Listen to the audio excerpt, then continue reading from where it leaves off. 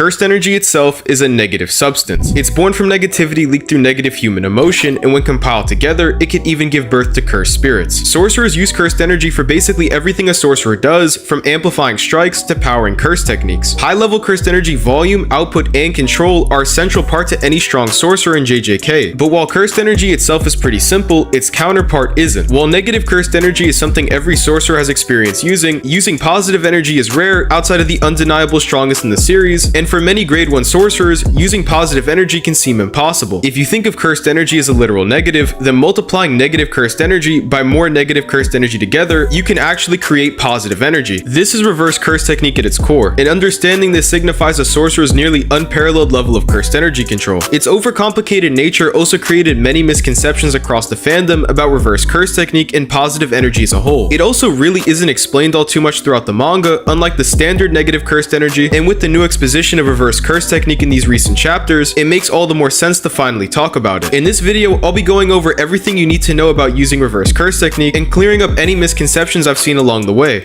Like I've already lightly touched on before, reverse curse technique is just the process of turning the standard negative cursed energy into positive energy. There's already a big misconception from the name itself that reverse curse technique is an actual curse technique, however this isn't really true. It's explained in a volume extra in volume 10 that even though it has curse technique in the name, it simply isn't, and it's more of a skill. The paragraph above explains that Yuji's Divergent Fist and Black Flash aren't really curse techniques either, and they're just applications of cursed energy manipulation like reinforcement. So it's actually just multiplication, not a curse technique, and that's what's verbatim said in the volume extra. The best and only actual example that we have of seeing the thought process of someone who's figured out reverse curse technique is Satoru Gojo, who according to himself figured it out by finding the core of cursed energy. Just a few chapters before this, in his first fight with Toji, Gojo had taken major damage to a ton of vital points like his neck and brain, and the damage was so severe that Toji, an assassin with the nickname Sorcerer Killer, was sure that Gojo had literally died, only to be standing right in front of his face saying that he feels brand new. Gojo explains to Toji that even though you can always reinforce your body with normal cursed energy, repairing it using negative cursed energy is impossible, and that's why he uses reverse curse technique. This is because cursed energy comes from negative emotions and it's stressful. It's not fit for healing living things, but that's also why cursed spirits who are made completely out of negative emotion, and more specifically cursed energy, have no problem repairing themselves without reverse curse technique. However, when it comes to positive cursed energy mixing in with cursed spirits, it becomes a highly skilled asset and the most efficient way to exercise any curse. When imbuing positive energy into a weapon, with enough potency, it becomes a viable way to ensure the extermination of any cursed spirit, and Mahoraga and Yuta are perfect examples for this. Mahoraga's blade is known as the Sword of Extermination, and according to the fanbook, this sword can instantly pulverize any cursed spirit. Even Sukuna, while at 15 fingers worth of his original power, blocks the Shikigami's attack, but knows that the blade is completely cloaked in positive energy, and that if he was a cursed spirit, even someone as strong as he is, he would have been exorcised right then and there. In Sendai Colony against Kurorushi, a cockroach cursed spirit, Yuta says he can run positive energy through his katana just like he did against Itadori, but he chooses a more strategic route, and instead, he used reverse curse technique and outputted a massive blast of positive energy through his mouth in an attempt to exorcise Kurorushi, where he takes major damage, and this version of Kurorushi becomes completely exorcised. Obviously, when it comes to sorcerers, the main application for reverse curse technique is always going to be healing and repairing themselves from devastating damage during any fight. At this point in the series, it's honestly harder to come up with things that can't be fixed by simply using reverse curse technique.